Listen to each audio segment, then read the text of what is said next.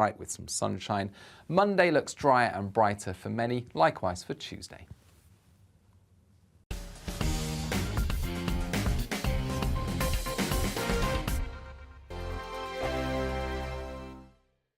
Weekday afternoons on GB News, we've got the whole of the UK covered. From 12 to 3, it's GB News Day with me, Mark Longhurst. And me, Gloria Di Piero. You'll get the very latest on everything that's been going on across our great nation. And from 3 till 6, watch out for GB News Live with me, Patrick Christys. I'm not here to mess around. With all the biggest topics and guests, you will always be up to date. GB News Day and GB News Live from 12 p.m. Only on GB News. The People's Channel, Britain's news channel. Hello there, it's Eamon Holmes here from Breakfast on GB News. We're not just on your television and your screens, you know. We're on DAB plus digital radio, so you can listen to your favourite shows on the move. If you've not yet listened to GB News Radio, it's very simple. We're on your radio player and TuneIn apps, on your smart speaker, phone or tablet, or online at gbnews.uk. Take us with you wherever you go. GB News Radio. You never have to miss a moment of the People's Channel. Join my show Farage, 7 p.m. till 8 p.m. Monday through Thursday, and there you will get opinion, analysis, debate, and I'll cover stories that nobody else dares to touch. You've been cancelled. Join the club. Oh my goodness me! And then for the last 15 minutes, talking pints. We're over a drink. We have a civilised conversation with someone. We very often disagree, but we do it in a grown-up way. Come and join me on Farage. Hello, I'm Simon Evans. Join me on GB News for Headliners at 11 p.m, where I'll be joined by 2 of the country's top comedians as we take a look at tomorrow's newspapers tonight. If it's a big story, we'll be covering it, I guarantee, but we'll also have some fun along the way. That's GB News Headliners at 11 p.m. We won't put you to sleep, unlike some of the other paper review shows out there. So join us, 11 p.m, 7 nights a week.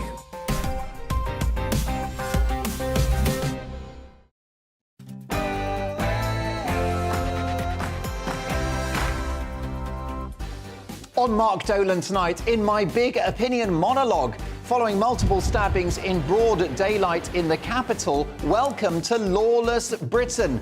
Our great cities are now hotbeds of crime, and cops have effectively gone on strike. I'll be talking about law and order in this country. It's a national emergency.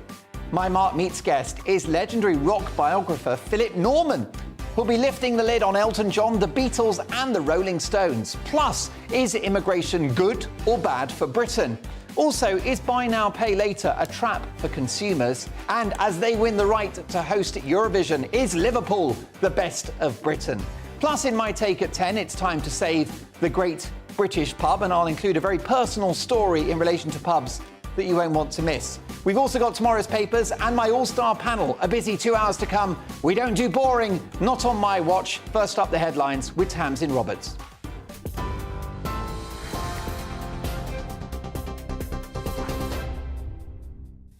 Mark, thank you and good evening from the GB Newsroom.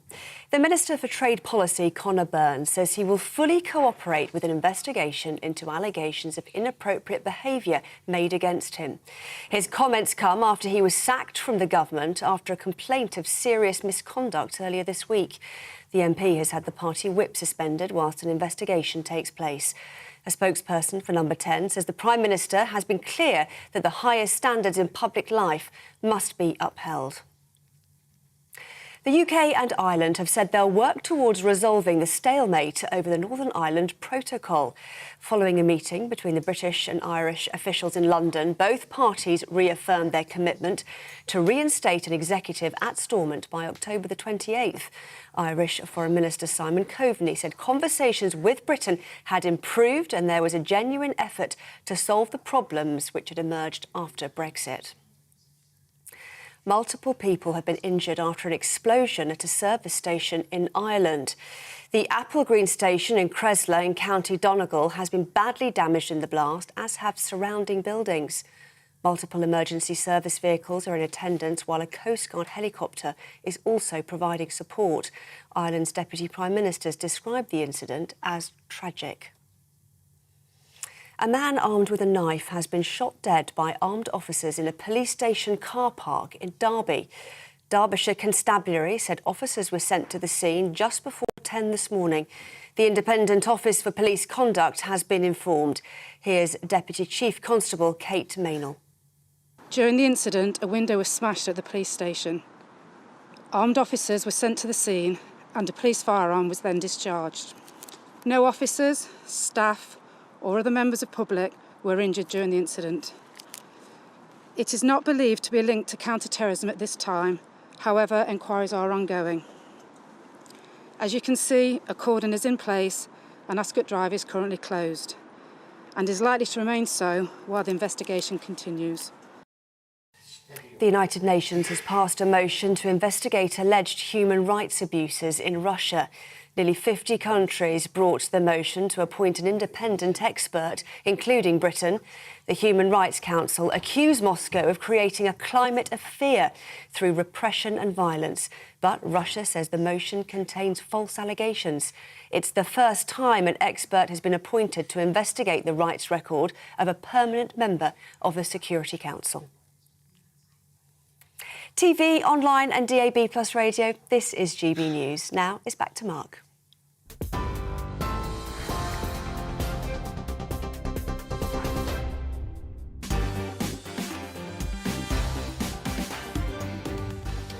Welcome to Mark Dolan Tonight. Following multiple stabbings in broad daylight in the capital, welcome to lawless Britain. Our great cities are now hotbeds of crime, and cops have effectively gone on strike. I'll be talking about a law and order emergency in this country in just one moment. In the news agenda with my panel, is immigration good or bad for Britain? And also, is buy now, pay later a trap for consumers? And as they win the right to host Eurovision, is Liverpool the best of Britain? Reacting to those stories and many more are my brilliant panel tonight of broadcaster and former Lib Dem MP Lembit Opik, best-selling author and businesswoman Inas Dieki, and top criminal barrister and former Conservative MP and, let's be honest, showbiz legend Jerry Hayes. Oh dear, I'm feeding the monster. Lembit's a showbiz legend as well, by the way. They've each done a lot of reality TV because they needed the money. Now, my Mark Meets guest is legendary rock biographer Philip Norman, who'll be lifting the lid on Elton John, the Beatles, and the Rolling Stones. What is it about British rock and roll? I want to hear from you throughout the show. The best bit of my programme is when you get in touch, mark@gbnews.uk. And this show has a golden rule. We don't do boring, not on my watch. I just won't have it. So for the next 2 hours, big debates, big guests, and always big opinions. Let's start with this one.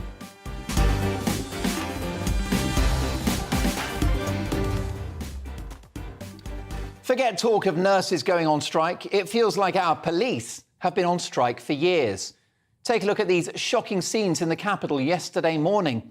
Multiple stabbings in relation to a stolen bicycle as brave bystanders try to apprehend the thieves. Welcome to lawless Britain. I couldn't agree more with former top cop Norman Brennan, who said the following in response to this carnage. He wrote, "Why do such violent robbers behave in such a violent way? Because there's absolutely no deterrent. So they become more and more violent, killing someone, and it's just incidental to the crime." Welcome to hell. Teenagers and young people are being stabbed to death on a daily basis. One of the key roles of government is to preserve order within the country, and in this, they are now failing. How ironic that yesterday's chaos in the capital happened on the watch of the Met Police and their officers, 7 in 10 of whom, according to recent stats, haven't made a single arrest over the last year, as crime hits its highest level in 2 decades. That's right, 7 in 10 cops having made no arrests in a year. Wow. This is a symptom of a wider malaise in police forces across the country. In England and Wales, for example, a total of 6.3 million crimes were recorded in the year to March 2022, with knife crime, theft and domestic abuse all on the increase. Coppers, most of whom are brilliant people, dedicated and brave, have been turned into pen-pushing bureaucrats, more likely to feel your collar for an offensive tweet or an unkind Facebook post than a stabbing. Let's not forget the scandal of cops investigating the comedian Joe Lycett. They were responding to a complaint about one of his jokes. That's right, one of his jokes at a live show. How many people were being mugged, assaulted or robbed in the course of that interrogation? We're getting to the point now where you can't go out at night, wear a fancy watch, you can't walk down the street holding a mobile phone in your hand, and women can't go home on their own late at night and sometimes even during the day for fear of attack. Rather than tackle real crime, cops would rather have a go at the public for misgendering a male paedophile, someone like Sally Ann Dixon, who was born John Stephen Dixon, who sexually assaulted children as a man, but who has now decided she's a lady. Quite rightly, members of the public objected to the statement female paedophile, given a man committed these horrific crimes. Sussex police came back with this ridiculous response. They said Sussex police do not tolerate any hateful comments, that's right, hateful comments towards people's gender identity regardless of crimes committed. This is irrelevant to the crime that's been committed and investigated. So, that's where we are, folks. British police in 2022, preserving the feelings of paedophiles. What about the Surrey police officers who turned up at a house this week belonging to a vicar's wife, Caroline Farrow, accused of one of those so-called hate crimes? And what might that terrible hate crime have been, do you think? Well, that she believes there are two biological sexes, a man and a woman. Not an inflammatory statement, a scientific fact, and one that you'll find in any biology textbook. It didn't stop the boys in blue dragging this woman into a police station, removing her jewellery and throwing her in the slammer for a few hours, much to the profound distress of her children, one of whom is on the autistic spectrum and is now freaked out about whether this will happen to his mother again. Well done, everyone. Rather than tackle crime, our police forces would rather dance the Macarena at Pride festivals. And when they're not doing that, they're forcibly dragging lesbians away from Pride marches. That's right, removing lesbians from Pride marches for defending women-only spaces and female rights.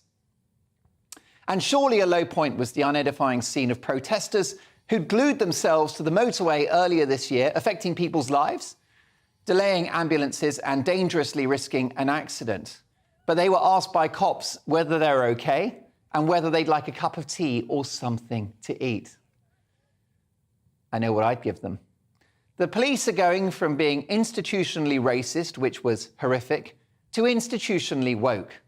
I'm all for inclusion. I'm the most liberal person you'll find. Fall in love with anyone you like, of any gender, race or creed. And if you're a man in a woman's body or vice versa, good luck to you. It's your right to identify as you please. But it's not the police's job to sell this message with youngsters in our great cities stabbing each other to death. Go and catch some criminals, whatever their bloody gender. He, her, she, him, lock them up and throw away the key. Virtue signalling police forces across the country don't seem to care about burglary. In the last year, 6% of burglaries led to a prosecution, which effectively means burglary has been decriminalised. The message is clear. Go woke, get broken into. There needs to be a huge change in the culture of our police forces. Police bosses have got to let the police police. They're not social workers, they're not political campaigners. They're not there to make the world a better place. They're there to make it a safer one. Criminals should fear and respect police officers. Right now, they're laughing at them because they know they face no consequences for their actions. Any criminologist will tell you the root of crime prevention is the fear of getting caught. The only thing you'll get caught by these days is a speed camera or a traffic warden. So my message to the police authorities is to give up the politics, give up the virtue signalling, and go after the bad guys. Defund the police used to be a politically controversial statement. Now it's starting to look like a good idea. Britain should be one of the safest countries in the world, and back in the day it was. But it's turning into a lawless hellhole. It's time for the police to raise their game and start tackling real crime. And it's time woke police chiefs were taken in for questioning. They have no right to remain silent.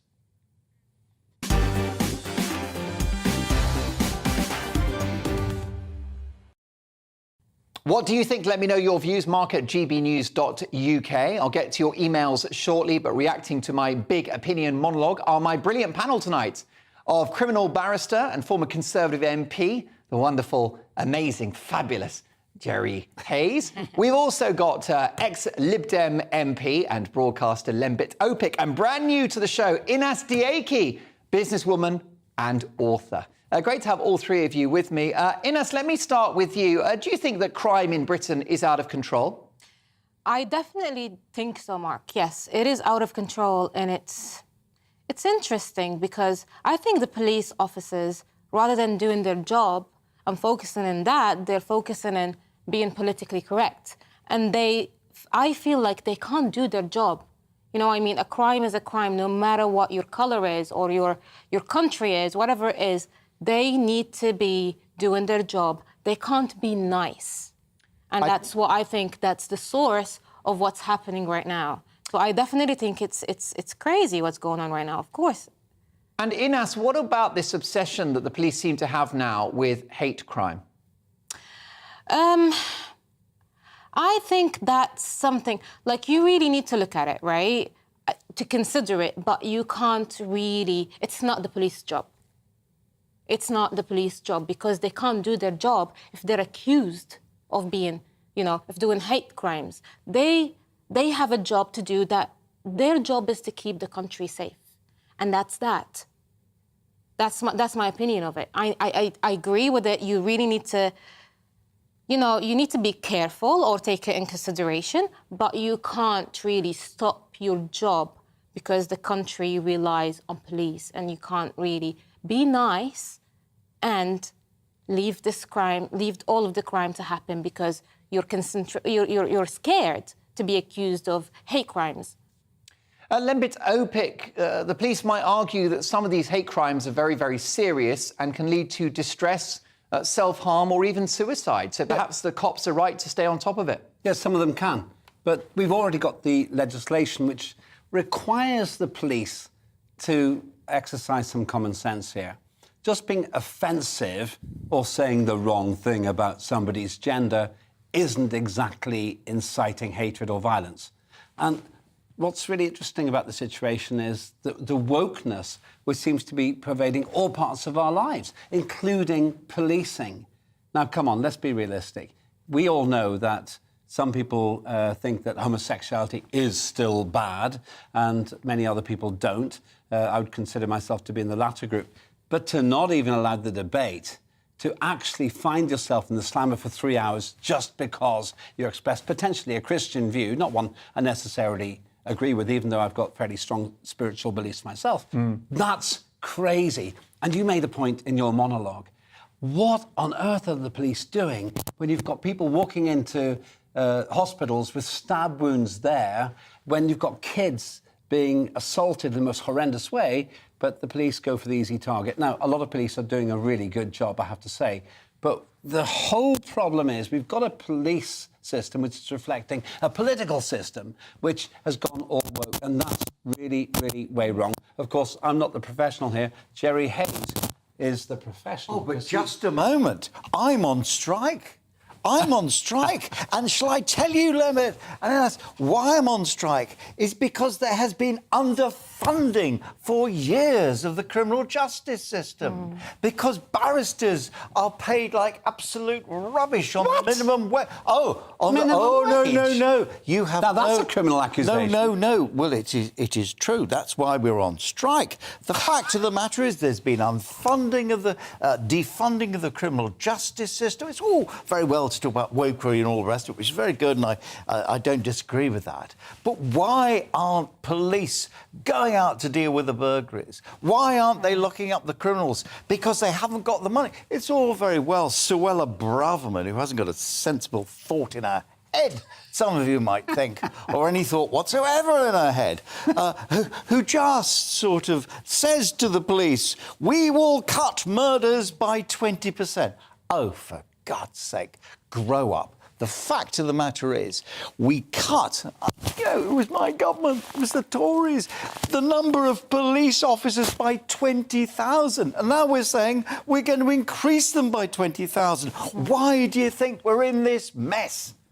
Well, of course, Jerry, that was austerity, wasn't it, in 2010, that the David Cameron coalition government, I think, cuts to the Justice Department were about 40% when Ken Clarke was head of that department. So we're paying the price now. But what about the culture within our police forces? It does seem to be irredeemably woke, and they seem to be more focused on policing tweets than the streets. Well, I entirely agree with that. And a classic example was looking into the sexual or non-sexual activities of Ted Heath. It cost us absolutely millions for absolutely nothing. The wokery is ridiculous. We now, I hope, have a decent Metropolitan Police Commissioner who will just say, forget about the wokery, just look at the criminals, lock them up. Shocked as I am to agree with Jerry Hayes, because I came here to have a fair old fisticuffs with him. He's right. He's right. A very good friend of mine, whom I will not mention because it simply exacerbates the libel against him, spent years defending himself against sexual accusations. Oh, yeah. And Jerry knows exactly who I'm talking about. It ruined his life. He was a member of Parliament. Now, luckily, he's got his old job back. And do you know who was in charge of the CPS at the time? Keir Starmer. Oh, no, no. Oh, Keir that Starmer is, was in charge. Whoa. That is absolutely, forgive me for saying, Lemmet, a wicked accusation. Because he would not be responsible for those sort of prosecutions. He's just the overall... He was in charge, though, wasn't he? Wow, for heaven's sake. No, was he in charge or not? It's a bad point. I mean, I don't want Keir Starmer to be the next Prime Minister, but suggest that he's actually supporting sort of bad... I didn't say that. Well, Jerry... It was always... There was a whiff of it, wasn't there? There was a whiff. Lembit, do you care to clarify your point? Yes, because I don't want to be accused of saying something which is out of order, and Jerry is the professional here. But what I'm saying is, OK, let me simply point out, factually, Keir Starmer was in charge of the CPS at the time. Maybe that's just an incidental point, Jerry. I think it is. I think you've got to be fair on this. OK. Yeah. In the spirit of fairness, so that we don't get Objection sustained. That's American. That's build yourself up, Mark Dolan. No. You do your job, he'll do this. When it comes down to it, though, people like the person we're discussing spent years defending himself on trumped-up charges, and he was innocent of all of them. Absolutely right. Something like £7.5 million of your money, of Jerry's money, of your money, of our money, for what looked to me like a scalp hunting And what was worse, Lembit, what was worse, his reputation was destroyed despite the fact he was innocent. Yeah, absolutely. OK.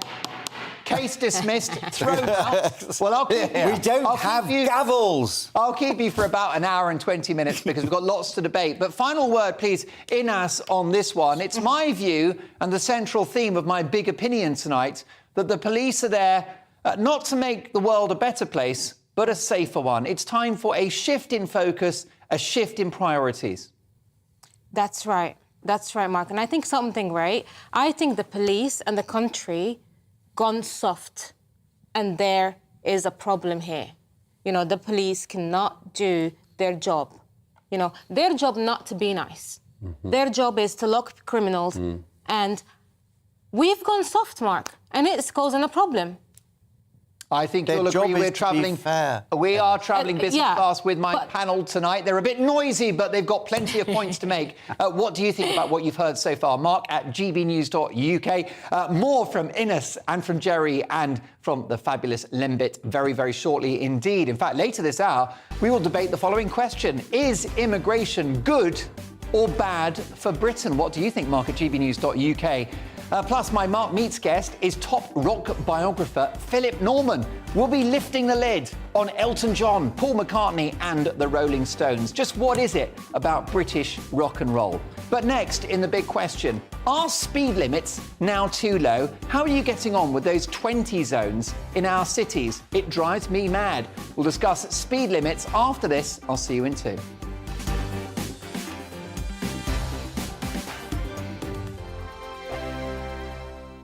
Weekday afternoons on GB News, we've got the whole of the UK covered. From 12 to 3, it's GB News Day with me, Mark Longhurst. And me, Gloria Di Piero. You'll get the very latest on everything that's been going on across our great nation. And from 3 till 6, watch out for GB News Live with me, Patrick Christys. I'm not here to mess around with all the biggest topics and guests. You will always be up to date. GB News Day and GB News Live from 12 p.m. Only on GB News. The People's Channel, Britain's news channel.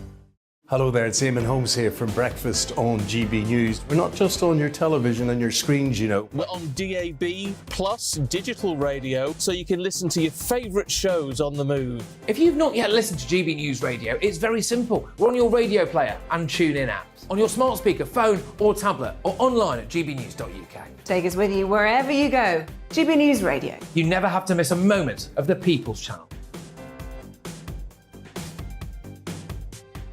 Join my show Farage, 7 p.m. till 8 p.m. Monday through Thursday, and there you will get opinion, analysis, debate, and I'll cover stories that nobody else dares to touch. You've been cancelled. Join the club. Oh my goodness me. And then for the last 15 minutes, talking pints. We're over a drink. We have a civilised conversation with someone. We very often disagree, but we do it in a grown-up way. Come and join me on Farage.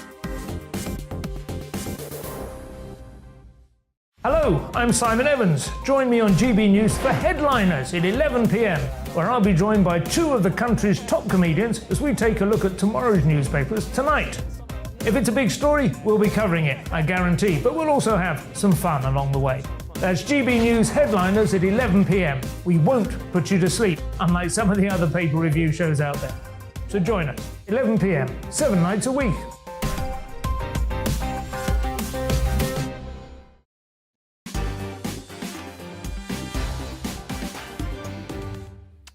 A big reaction to my big opinion monologue. I think that crime in this country is out of control. What's your view? Mark at gbnews.uk. Let's get to your responses. Dan says, good evening, Mark. Good monologue. I think society has become less respectful in general over the last decade or so, which has trickled into most things, including the police. I'm not sure if there's more crime now or we just see more of it with the new media where perception and politics are more important than right and wrong and fact and fixations. Dan, thank you for that very elegantly written email. Alison says, hi, Mark. The police are scared of being complained about and they get little support from senior officers. Going through the complaints procedures is not fun. The problem is the top police officers that sit in a nice warm office. They make the rules and the lower rank officers have to do what they're told. It is a disgrace. Well, Alison, thank you for that and thank you for your kind words about the show. Hello, Mark, says Richard.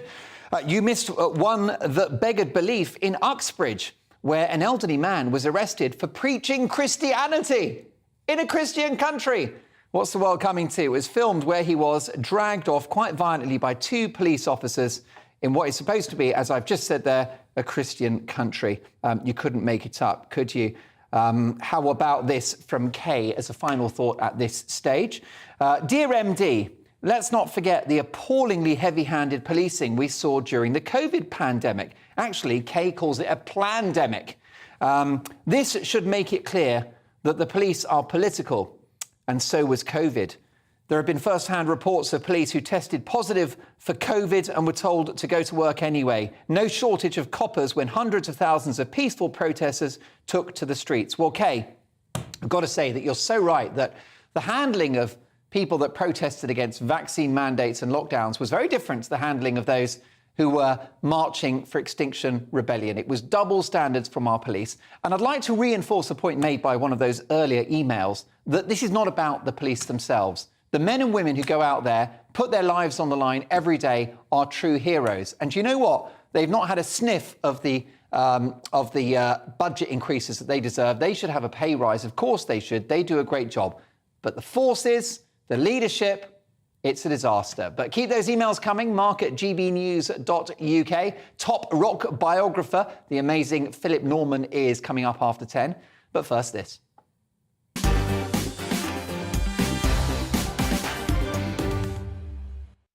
It's time now for the big question, and tonight we're going to talk about speed limits on the road.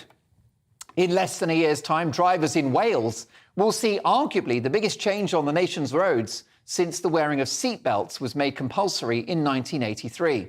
From September 2023, around 35% of Wales's roads, by length, will have 20-mile-an-hour speed restrictions.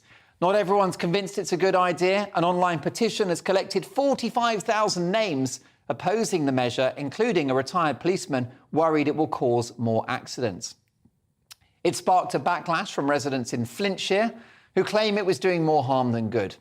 But of course, Brits across the land will be well aware of these 20 zones. They're everywhere now, and it raises a wider debate around speed limits generally. Some say they reduce accidents and road deaths whilst benefiting the environment. But pressure groups have been arguing for years that given the improved quality in car braking technology and better tyres, 20 zones are unnecessary and motorways should have a new speed limit of 80.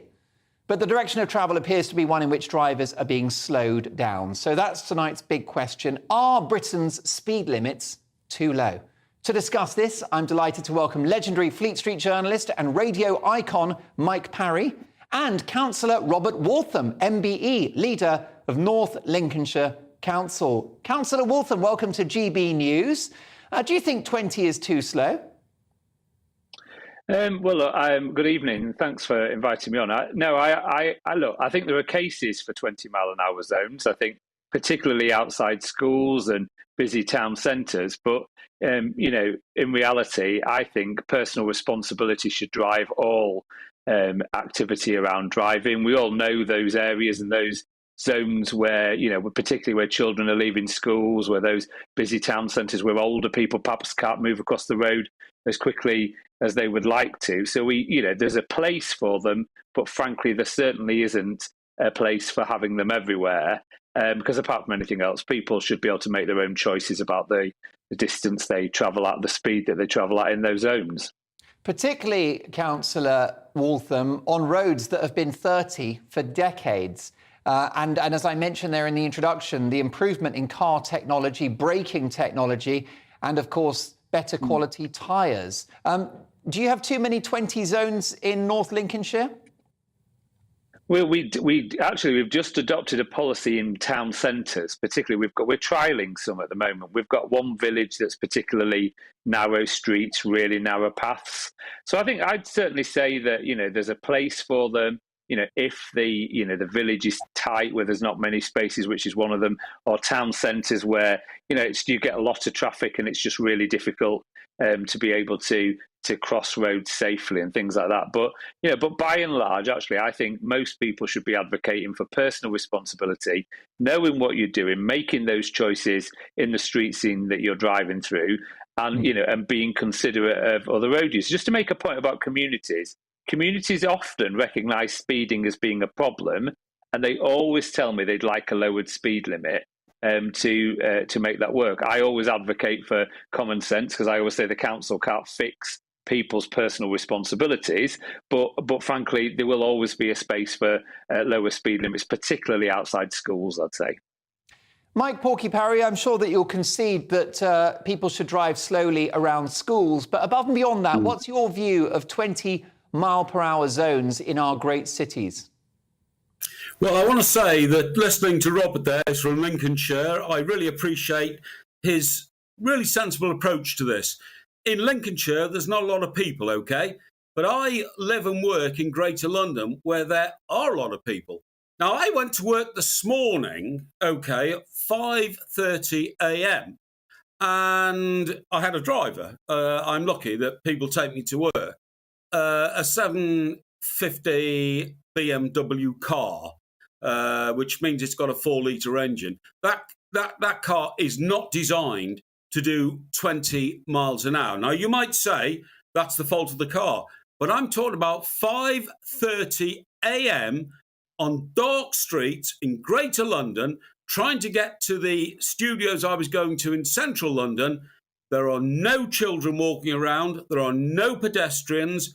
There are like nothing. And so why can't these speed restrictions be variable according to the time and the place, according to the number of people around, and also according to how it affects our economy.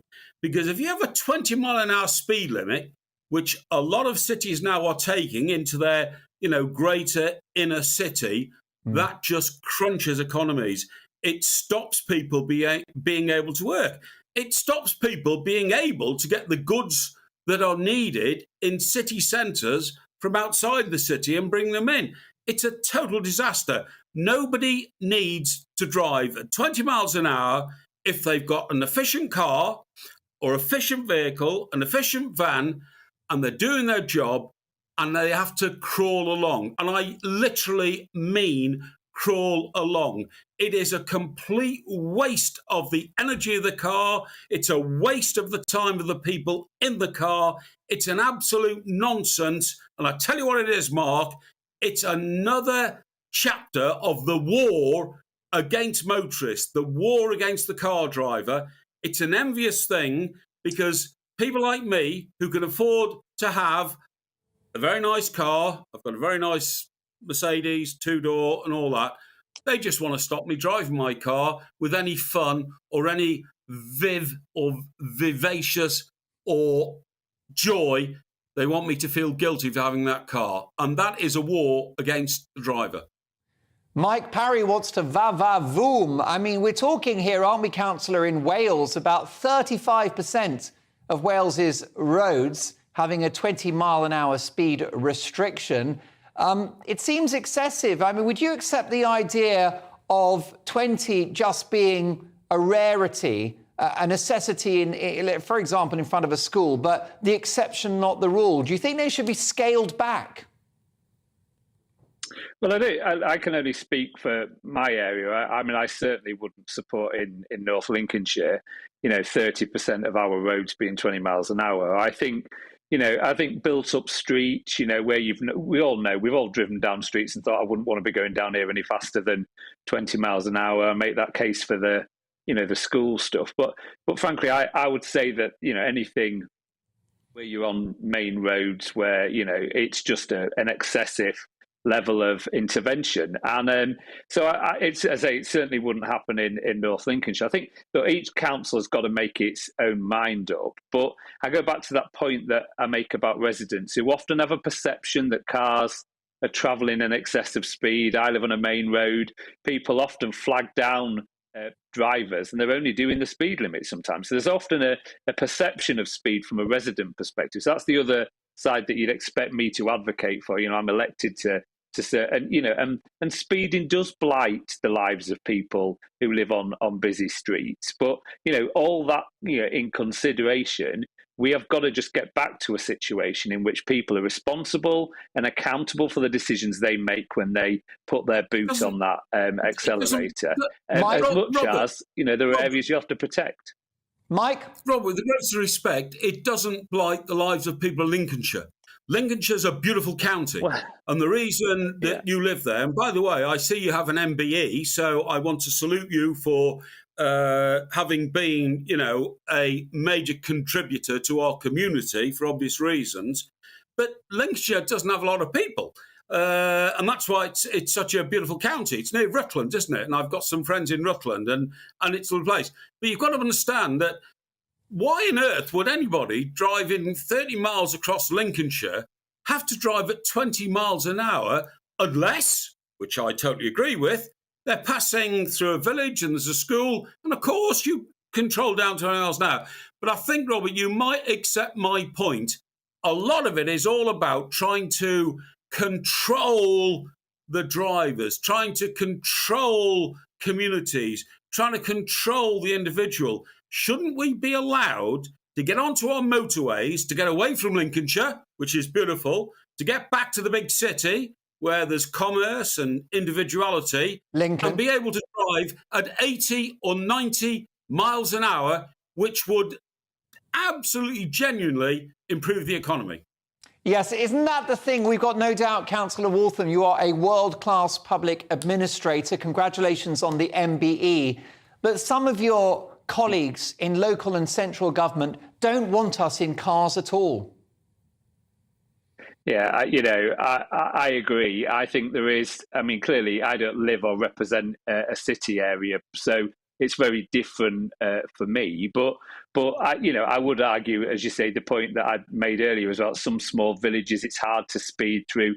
You wouldn't want traffic going in at excessive speeds. But this issue of control. Ultimately, I think people try to be pretty sensible about how they drive. With fuel costs going up, people should be driving responsibly, frankly, because even if you didn't care about the environment that I think most of us do have a reasonable level of understanding and appreciation for, the cost of fuel should be putting a barrier on whether you want to put your foot down on your accelerator or not. I think, I do support the view that we do excessively regulate in some areas, and so actually, Mike, I do agree with you on that point. But ultimately, we often have a conversation about what government does, what local government does.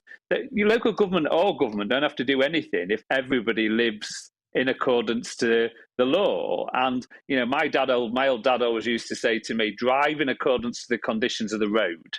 If it's wet, slow down. If it's icy, slow down. They're very basic things, but they're principles and values we all should be holding dear. I don't need a state intervention to tell me that on a wet and icy road I shouldn't be speeding. Sure. And I think that's the sort of thing we've got to get back to. Robert, common can I just sense talk to you about mechanically? My car's worth £70,000. If I drive it for too long at 20 miles an hour, it will degenerate as an engineering product because it's not built to drive at 20 miles an hour, because that's a falsehood for a car that's got a 4-litre engine. So I do think it's a war on motorists. You've been very sensible in the way you've spoken about it.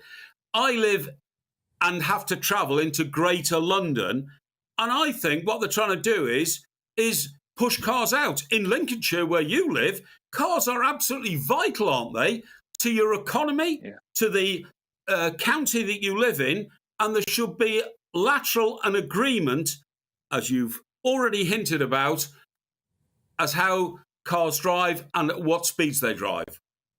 Well, yes, Councillor Waltham sounds like he's very pro-freedom, pro-personal choice. I wonder if Liz Truss could make some space for him in her cabinet, but I wouldn't want to rob the good people of North Lincolnshire of their councillor. But Mike, you are a well-known innovative thinker.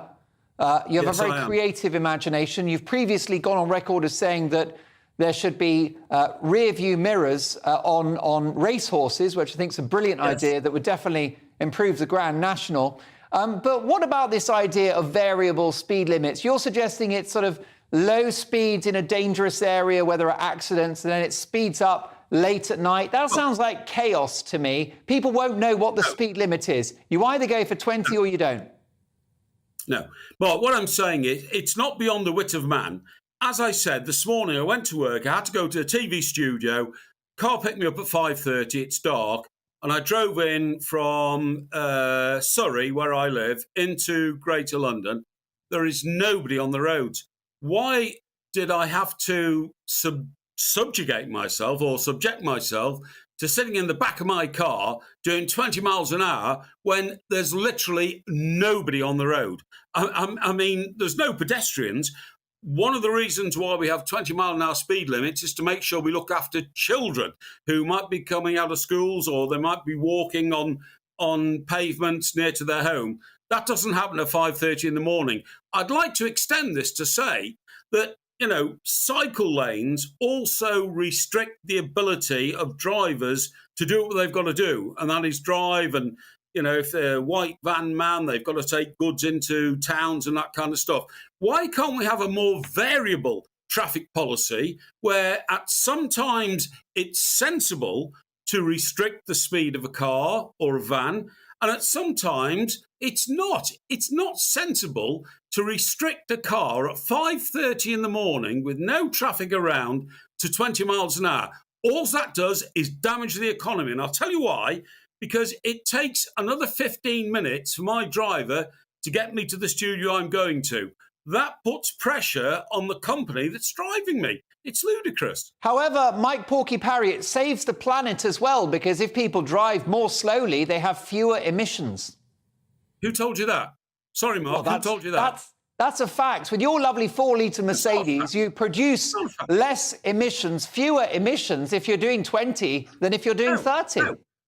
No, Mark, I'm sorry. If you're on the road for 15 minutes longer than you were previously, you're actually emitting more gas and extraneous, what I would say, perfume into the world than you are if you get there in 30 minutes, which I used to do, whoosh, you're there. If it then takes 45 minutes, then you're on the road for 45 minutes emitting gaseous exchanges out of your car. Mike, I call perfume that we don't need. Mike, why don't you sell the Mercedes, pocket the cash and buy a Fiat? Because I don't like driving around in Fiats, to be honest. Oh, listen, I've got Italian viewers. Please, let's not offend them. Mike, brilliant to see you. I've got nothing against Fiat. And remember, a Mercedes is a German car, so I'm not being a little Englander here. No, and you're not. My other car is a Jaguar, by the way. So I'm also, traditionally honest to the United Kingdom. But I am not going to be told what and which car to drive just because somebody in Central Hall in London, which is the biggest city near to where I live, tells me I can only drive at 20 miles an hour. It's an outrage. Congratulations on your fleet of vehicles. And also Councillor Robert Waltham, MBE. Very quick words with the clock against us, Councillor Waltham. You are leader of North Lincolnshire Council. If people haven't been, what's the most beautiful spot to visit? Oh, there's lots. It's all our open countryside, but, we have Scunthorpe and a massive steelworks as well, which I'm incredibly proud of. So it's everything that Mike talked about before. It's the open country road. 83% of our landscape is all open country fields, so that's amazing. But we also have a busy urban heartland, which is very much around jobs and heavy industry, and that's a great pleasure as well. But can I just say, I have none of the problems that Mike has, because I have a Nissan Qashqai, and it gives me nothing of a conscience. It gives me nothing of the conscience about my speed around the area, because it's steady 1.3. I'm a good boy. You are a good boy, and it's a lovely car, the Qashqai, built, of course, in Sunderland, which is Europe's most productive car plant. My sincere thanks to Councillor Robert Waltham, MBE, leader of North Lincolnshire Council, and the wonderful Mike Porky Parry, Fleet Street legend, journalist, presenter and broadcaster. Do check out his fantastic podcast as well with Leslie Ann Jones. Brilliant stuff. Full disclosure, folks, a little while ago, I did a speed awareness course. I won't bore you with the legal details as to why I chose to take that course, but it was taken by a very talented and clever man. And actually, it made me think twice about driving quickly. And my message would be, follow the speed limit at all times. The speed limits are there for a reason. And I said that not just because I had to, but that is now my view. But what do you think? Are the speed limits too slow in this country? We put that out as a poll. And at the moment, 55% said yes, they're too slow. 45% have said no. Coming up, my Mark Meets guest is top rock biographer Philip Norman. We'll be talking about Elton John, Paul McCartney and the Rolling Stones, sex, drugs and rock and roll. We've got the papers at 10:30 with full panel reaction. And in my take at 10, it's time to save the Great British Pub. I've got a personal story about pubs. You won't want to miss it. But next, is immigration good or bad for Britain? We'll debate that in 2 minutes.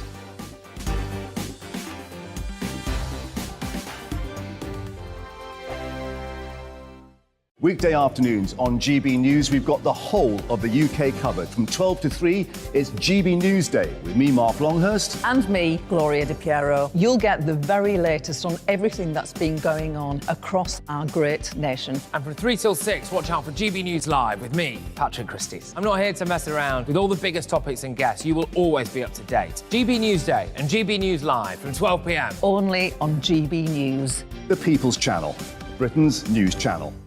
Hello there, it's Eamon Holmes here from Breakfast on GB News. We're not just on your television and your screens, you know. We're on DAB plus digital radio, so you can listen to your favourite shows on the move. If you've not yet listened to GB News Radio, it's very simple. We're on your radio player and tune-in apps, on your smart speaker, phone or tablet, or online at gbnews.uk. Take us with you wherever you go. GB News Radio. You never have to miss a moment of the People's Channel. Join my show Farage, 7 p.m. till 8 p.m. Monday through Thursday, and there you will get opinion, analysis, debate, and I'll cover stories that nobody else dares to touch. You've been cancelled. Join the club. Oh my goodness me. And then for the last 15 minutes, talking pints. We're over a drink. We have a civilised conversation with someone. We very often disagree, but we do it in a grown-up way. Come and join me on Farage. Hello, I'm Simon Evans. Join me on GB News for Headliners at 11 p.m, where I'll be joined by two of the country's top comedians as we take a look at tomorrow's newspapers tonight. If it's a big story, we'll be covering it, I guarantee, but we'll also have some fun along the way. That's GB News Headliners at 11 p.m. We won't put you to sleep, unlike some of the other paper review shows out there. So join us, 11 p.m, 7 nights a week.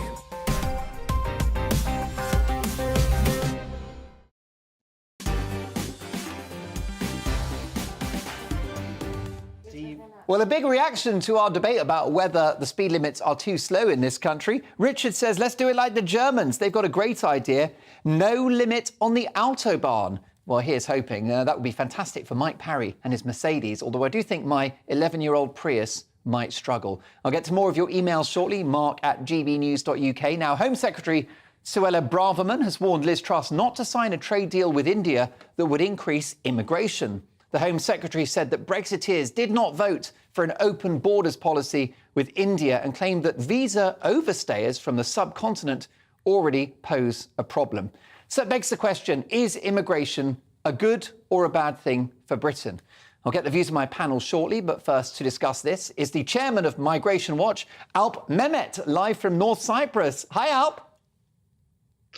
Good evening. Great to have you on the show. So that's the million-dollar question.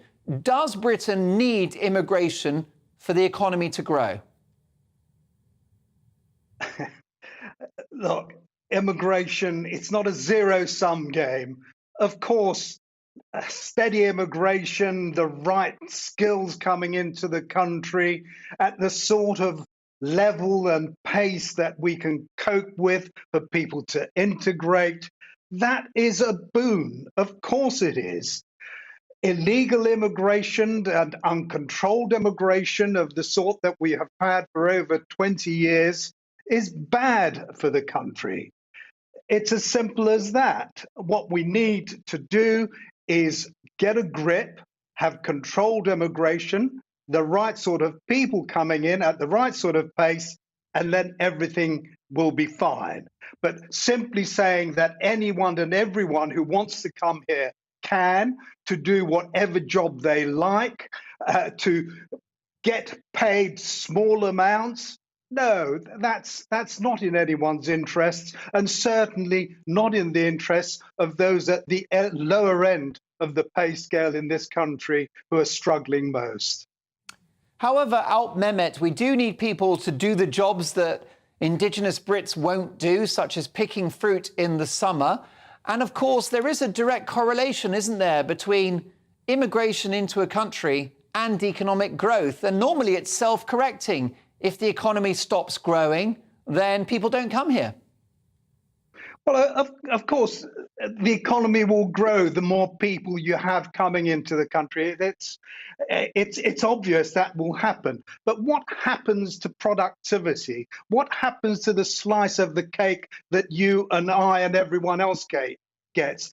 It's no good growing the cake if ultimately the slice that we get remains the same, as has substantially been the case for the last 10, 15 years. So do you think, Alp Mehmet, that we should stop immigration? There should be a moratorium for 5 years or 10 years? Or do you think we should just go for that point-based system in which we take people with the best skills that the country needs? What is the right protocol with which for people to come to this country? Moratorium? No, of course not. That is impossible, even if we wanted to do it, and nor should we.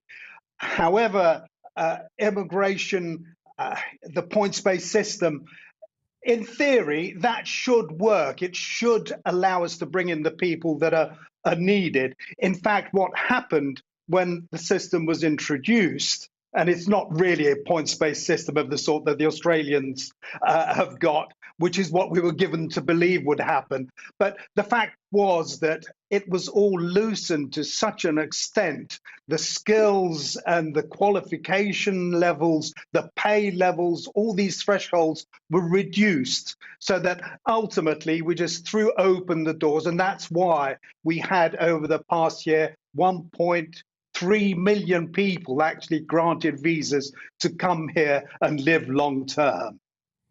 OK, well, Alp Mehmet, thank you so much for joining us. Do come and see us when you're back in the UK. Alp Mehmet is the chairman of Migration Watch UK, speaking to us live from North Cyprus.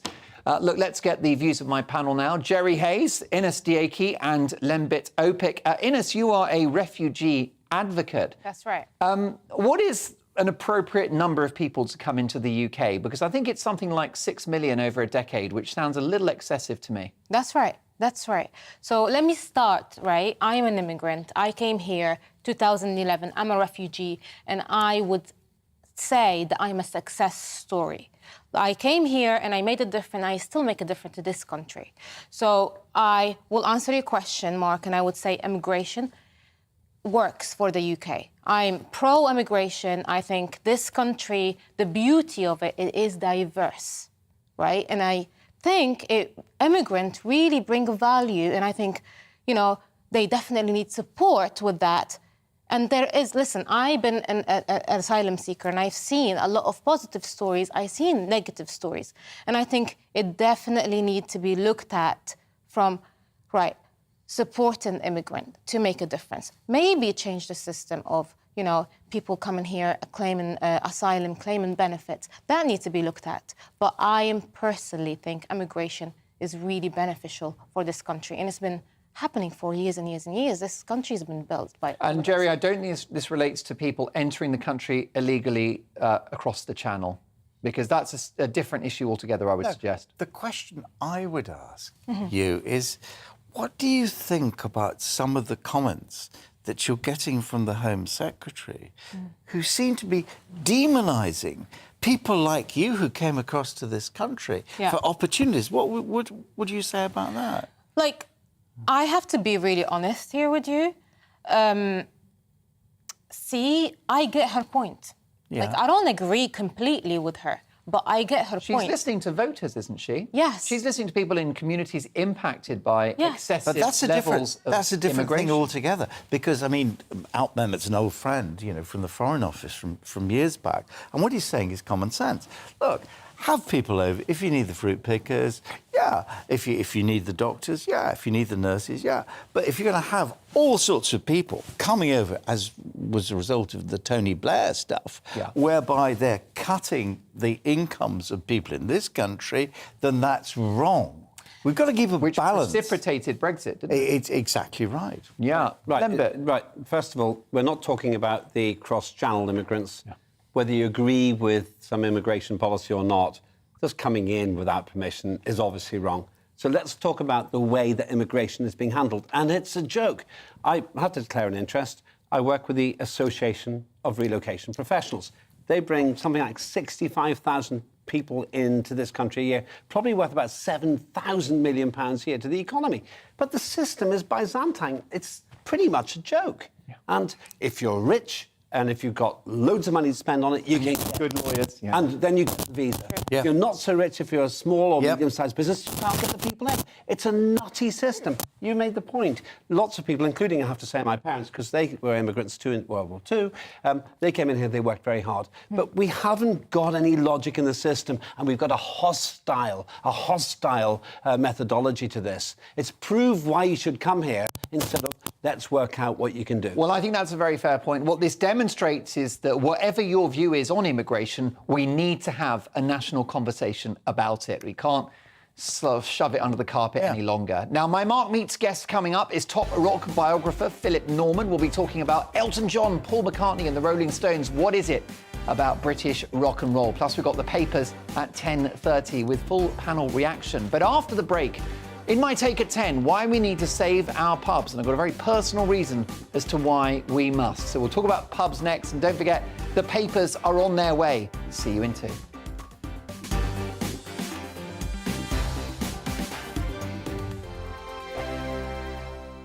Weekday afternoons on GB News, we've got the whole of the UK covered. From 12 to 3, it's GB News Day with me, Mark Longhurst. And me, Gloria Di Piero. You'll get the very latest on everything that's been going on across our great nation. And from 3 till 6, watch out for GB News Live with me, Patrick Christys. I'm not here to mess around with all the biggest topics and guests. You will always be up to date. GB News Day and GB News Live from 12 p.m. Only on GB News. The People's Channel, Britain's news channel.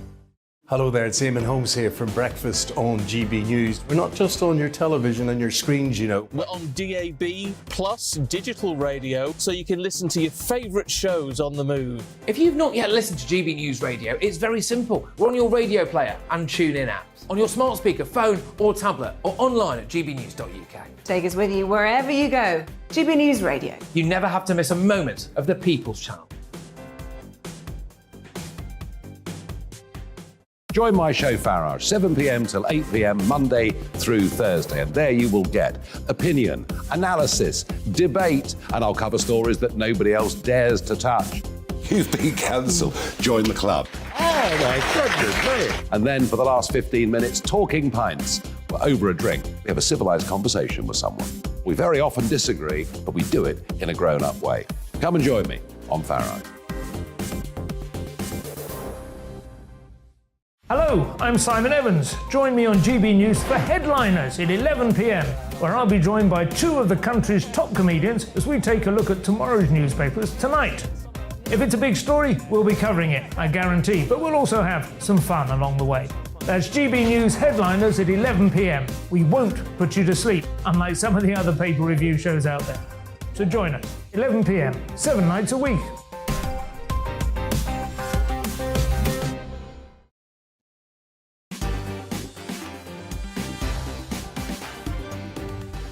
It's 10 o'clock and this is Mark Dolan tonight. In my take at 10 in just 2 minutes' time. With boozers closing left, right and centre, it's time to save the great British pub. And I've got a very personal reason as to why we must. My Mark Meets guest is legendary rock biographer Philip Norman, who'll be lifting the lid on Elton John, the Beatles and the Rolling Stones. In the news agenda with my panel, is buy now, pay later a trap for consumers? And should cab drivers leave passengers in peace? Do you like to chat to your cabbie? Let me know, mark at gbnews.uk. And as they win the right to host Eurovision, is Liverpool the best of Britain?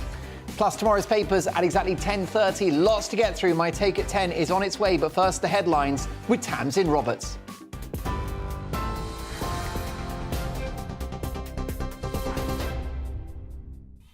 Mark, thank you and good evening from the GB Newsroom. The Minister for Trade Policy, Conor Burns, has been sacked from the government after a complaint of serious misconduct earlier this week. The MP has had the party whip suspended whilst an investigation into allegations of inappropriate behaviour takes place. A spokesperson for Number 10 says the Prime Minister has been clear that the highest standards in public life must be upheld. Mr Burns says he will fully cooperate with the investigation. Multiple people are injured and more are feared to be trapped in rubble after an explosion at a service station in Ireland. The Applegreen station in Cresla in County Donegal has been badly damaged in the blast, as have surrounding buildings. Multiple emergency service vehicles are in attendance, whilst a Coast Guard helicopter is also providing support. Ireland's Deputy Prime Ministers described the incident as tragic. The UK and Ireland have said they'll work towards resolving the stalemate over the Northern Ireland Protocol.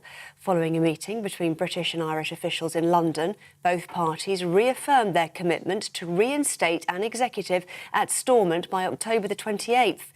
Irish Foreign Minister Simon Coveney said conversations with Britain had improved and there was a genuine effort to solve the problems which had emerged after Brexit. A man armed with a knife has been shot dead by armed officers in a police station car park in Derby. Derbyshire Constabulary said officers were sent to the scene just before 10 this morning. The Independent Office for Police Conduct has been informed. Here's Deputy Chief Constable Kate Maynell. During the incident, a window was smashed at the police station. Armed officers were sent to the scene and a police firearm was then discharged. No officers, staff or other members of public were injured during the incident. It is not believed to be linked to counter-terrorism at this time. However, enquiries are ongoing. As you can see, a cordon is in place and Ascot Drive is currently closed and is likely to remain so while the investigation continues. The United Nations has passed a motion to investigate alleged human rights abuses in Russia. Nearly 50 countries brought the motion to appoint an independent expert, including Britain. The Human Rights Council accused Moscow of creating a climate of fear through repression and violence. But Russia says the motion contains false allegations. It's the first time an expert has been appointed to investigate the rights record of a permanent member of the Security Council. TV, online and DAB+ radio, this is GB News. Now it's back to Mark Dolan tonight.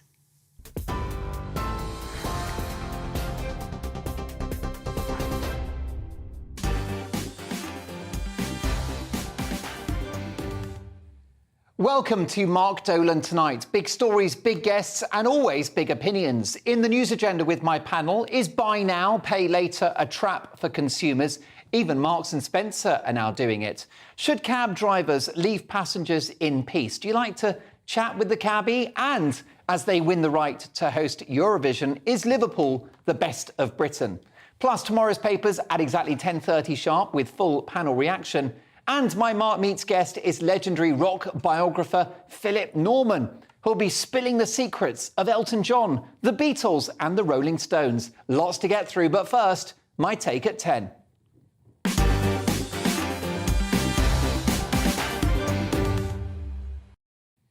Now, this will make you want to drown your sorrows. Legendary Wetherspoons boss Tim Martin, of whom I'm a huge fan, says the pub business faces a post-pandemic crisis with the threat of unprecedented pub closures as even his own highly successful empire plunges to a £30 million loss. We've been losing thousands of pubs a year for decades now, and the disappearance of our locals has, of course, been exacerbated by COVID measures, which have had a particularly brutal impact on hospitality. And when it comes to pubs, all too often, when it's gone, with these normally large properties routinely converted into housing, offices, or even a supermarket. When you lose a pub, you lose so much.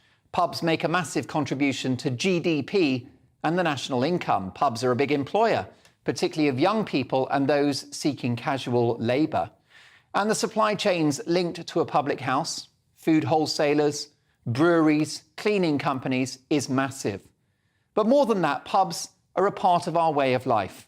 They are one of the things that separate this country from others. Your local boozer is a community hub, a venue normally a short walk or at least a bus ride away, where you can go with friends or family, or maybe just pop in for a cheeky pint after work on your own with a newspaper, a book, or your phone for company. Heaven. The pub is somewhere that you can go to celebrate or commiserate. That's the magic. The government should look at favourable tax terms for pubs. And we, the public, must try where we can to use our local and offer them our support. Money is too tight to mention, absolutely. And I love a cheap supermarket beer deal as much as anyone. But just occasionally, it's worth popping in for a swift half so that we can preserve this great legacy, having somewhere a stone's throw from our own front door to meet people. A local friendly place to see old friends and make new ones. Somewhere we can drown our sorrows and toast our triumphs. Now take a look at this very special boozer and this very special guy, a legend of the pub business, if I say so myself. This is my dear dad, Seamus Dolan, who with my mum Diane ran a pub for over 4 decades in Camden in London. Here he is standing with pride in front of Sir Robert Peel. It was a beautiful pub, still going strong, I'm pleased to say. But at the time, the customers became dear friends, most of them anyway. And growing up above that pub with my brother and 2 sisters as a kid was the greatest privilege. And so, yes, I'm biased. I've travelled the world a fair bit, and I've got to say, in my view, nothing beats the Great British Pub. And we should do everything we can to save it. I'll drink to that, and so will Seamus.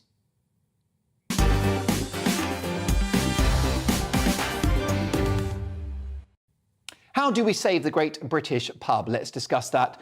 Please let me know your thoughts on email, mark@gbnews.uk. Do you think favourable tax terms just to keep them open? I think we should consider it. Let's get the reaction of my fantastic panel tonight. Criminal barrister and Conservative MP, I should say, Jerry Hayes, broadcaster and former Lib Dem MP Lembit Opik, and best-selling author and businesswoman Enes Deiki. Well, let me start with you, if I can, Lembit. Do you think that we should have favourable tax terms to save our great boozers? Yeah, but it's not enough. The reality is that the cost of a large glass of wine in central London is the same or more than the cost of an entire bottle of wine in your local supermarket.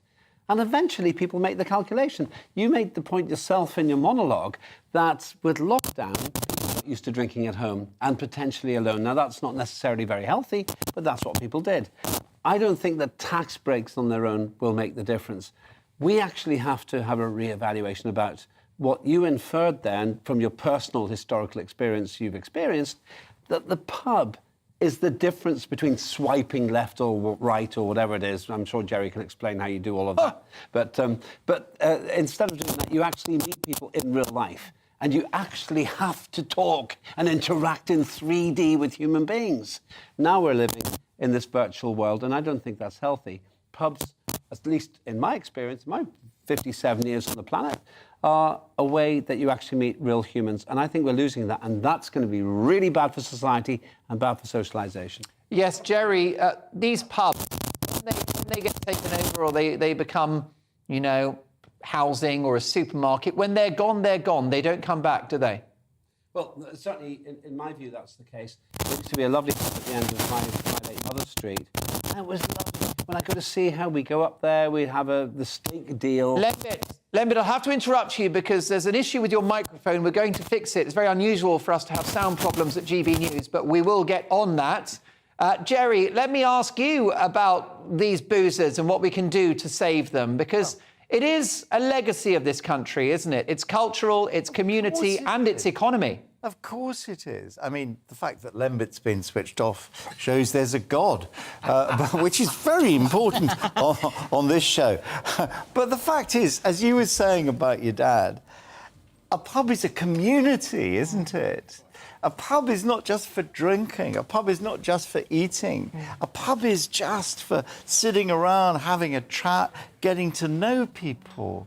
And that's really what's sadly going down the drain. And I'm afraid I'm no great fan of Tim Martin. And never mind Brexit and his views, I don't care about those. During the time we're in lockdown, he said to his staff, go and get a job in Tesco's. So he's a businessman. He's not a publican. We need more people like your dad, mate.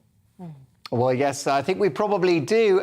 Ines, what do you think about this? You came to the UK, I think you were about 20. What did you think of pubs when you arrived? What was your first impression of these places? So my first impression, though, I don't drink, right? But I've been to the pubs probably almost every Sunday for the first, let's say, 10 years.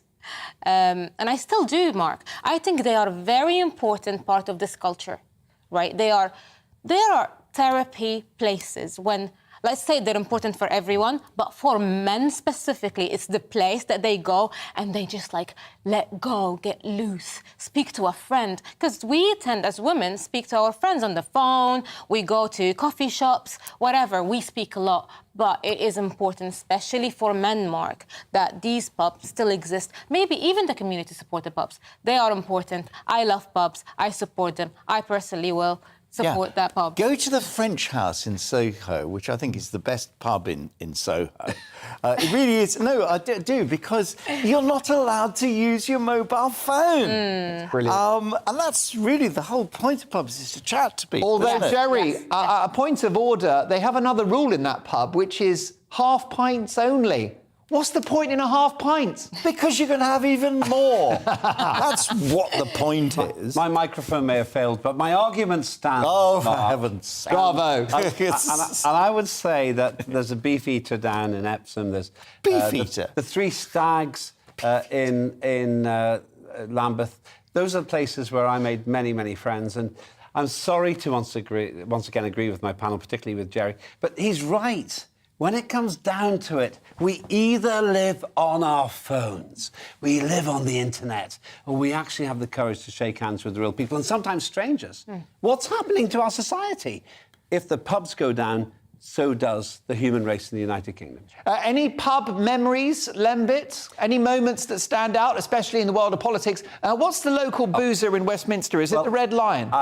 Yes, it was, but basically I have to say, Jerry and I were out there at the halcyon time when the Strangers Bar was where you did business. And Annie's Bar Annie's too. Bar, long gone now, I have to say. Yes. But the fact is, you would do business across parties over a pint or three. Yes. And that's when the business got done, whether people like it or not. Politics was a gentler business then. Now people have sobered up. And they're not doing it so much. Yeah. We've got all the aggravation. And the mini budget, would that have happened 20 years ago? No, because they'd have said, Liz, come down for a pint or a glass of wine. Let's have a little chat. She said, you're my best mate ever. We're not going to do this. But Annie's Bar, we could have actually formed a government for Annie's Bar. I can actually remember. Now, well, we're after the watershed. I can sort of say that. It. Knock yourself out, well, Jerry. No, certainly not. But not after the watershed. I remember explaining to Eric Heffer what oral sex was. And it wasn't about telephones. But there we are. Go on. No, I'm not going to say it at all. No, I'm not going to say it at all. There's one other place moving. I want to find out what oral sex is. He's a criminal barrister. He knows better than to explain. That's it. No, we'll wait till the ad break. But this is the point. The pubs are unique world over. The British pub is iconic, isn't it, Lembit? Yeah, well, it is. There is something slightly questionable about how we run our society, and I think you made the point very well there, which was that. That you came here and you're not a drinker, but you used to go to pubs. Maybe we are slightly over-dependent on the content of what we drink, because when you go to other countries, they go to coffee shops, as you said, but they don't all get drunk. Maybe we drink a bit too much, but there's no doubt that the cohesive value of the local pub in the town or the village, in your own local street, that makes the difference. That's what we went to war to defend. And I think that's what's being lost right now, by the thousand, as you said. Well, I don't think Hitler invaded Wetherspoons. Well, I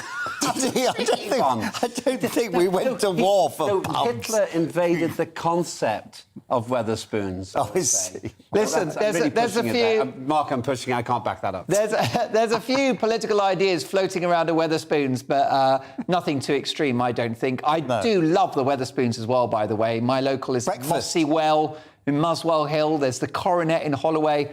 I love a breakfast. And the one in Epsom. But listen, the breakfast, Jerry. Value. What great value. It's fantastic. Listen, Hayes, I've got you on oath here, OK? Yeah. You know when you go in for your Wetherspoons breakfast, is it really the full English or is it an old speckled hen? No, speckled hen. Certainly not. Foul play is not suspected. No, it is. It's the full English breakfast. Can I name check my late mother here? There was a place called the White House in Thurnby in Leicestershire. It's a beautiful Wetherspoons, and her signature order was the steak. And to this day, when I have a steak in Wetherspoons, I always think of her. Whatever people say about Wetherspoons, it's like McDonald's. People deride it, but they do exactly what they promise. Yeah. They do exactly what good it value. says on the tin. Whatever you think about their politics, I have to say Wetherspoons is an absolute great product, and probably one of the mainstays that's actually saving the British pub. There you go. Ennis, what's your drink when you go to a pub? You're not an alcohol drinker, so what do you have? I will go for a latte, Mark. I will go for a latte. But one thing that I'm clear about, that there's I know, right? A latte? And a full coffee? I know, I love my coffee so much. But here's the thing, it's the memories that you make in the pubs, because that's what they're sharing about it. It's the, connections that you make. It's the people that you meet. It's a community. And we can't. We can't afford to not have pubs. Absolutely. All praise to British pub. Let me hear from you what you think about pubs. Should we have favourable tax terms? And what can we do? Tell me about your boozer and why you love it. Mark at gbnews.uk. We're having a bit of trouble getting hold of Philip Norman. He's there, but we're having an issue with the technology because of the old broadband. Come on, Liz. Can we roll out broadband across the whole country, please? However, we're hoping to speak to him on the phone very shortly. McCartney, Elton John, John Lennon, the Rolling Stones, and all of the above. One of the top biographers of We can rock talk stars about them for you. Of course we can. Yeah, these two. We've got a pair of rock stars here, haven't we? And do you know what? They're like teenagers compared to the Rolling Stones. We are, actually. Well, you're 57, aren't you? I'm 57. I'm nearly 70. A very good friend of mine. My very good friend, Robert Plant from Led Zeppelin. I'll tell you a story or two about him. Well, look forward to hearing that. A few more stories to come. Also, later in the show, we've got the papers at exactly 10:30. Should cab drivers leave passengers in peace? Do you like chatting with the cabbie? And as they win the right to host Eurovision, is Liverpool the best of Britain? Plus, we're going to talk about buy now, pay later deals. Marks and Spencer have started doing them. Are they welcome help for people struggling in the cost of living crisis, or are they a trap for consumers? So much to get through, including the papers, in just a few minutes. See you shortly.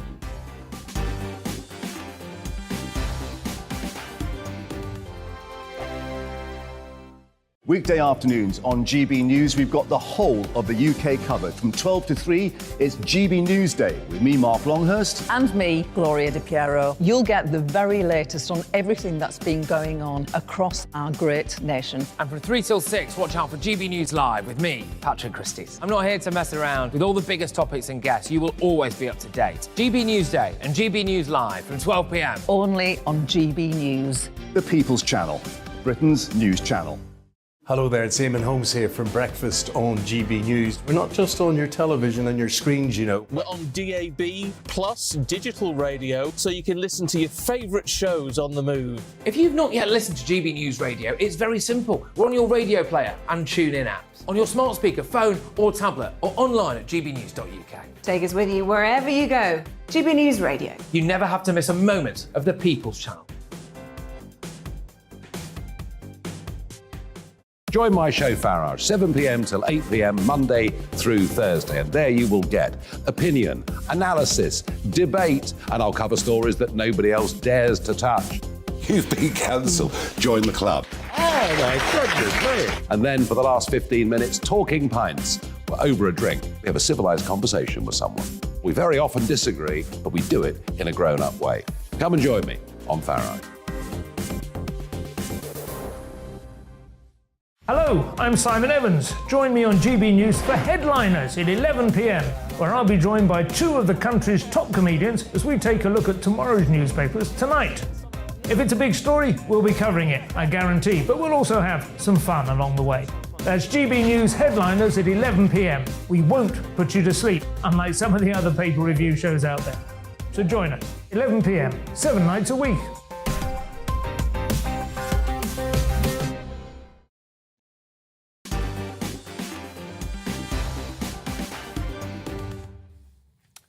Well, your emails are coming in thick and fast. Mark at gbnews.uk. In just a few minutes' time, we've got tomorrow's papers and we'll bring you the latest on that. That will be Saturday's first editions. But let's get to your opinions across a range of topics, including pubs. And this from Adrian. Hello, Mark. Sorry, but the pubs started going when the smoking ban came in. 60+% of pubs locally have closed in the last 20 years. The culture was broken by the ban. In Ireland, it was the coffee shops that took the hit from their ban. The road to hell is paved with good intentions, says Adrian. P.S. I gave up smoking over 30 years ago, but you still have to go outside with the smokers to be in the chat. I totally agree. I must admit, being around the smokers is normally the most fun, isn't it? How about this? Oh, gosh. Hi, Mark. Your panellist, Jerry Hayes, used to come to my pub every day, the Horton Arms in Alford. He was a proper gentleman. Oh. There you go. Yes. Well, we know he's a proper gentleman. Let me ask you, Paul, did he go in for a full English breakfast? Yeah. I want the gory details. OK, folks, it's time for this.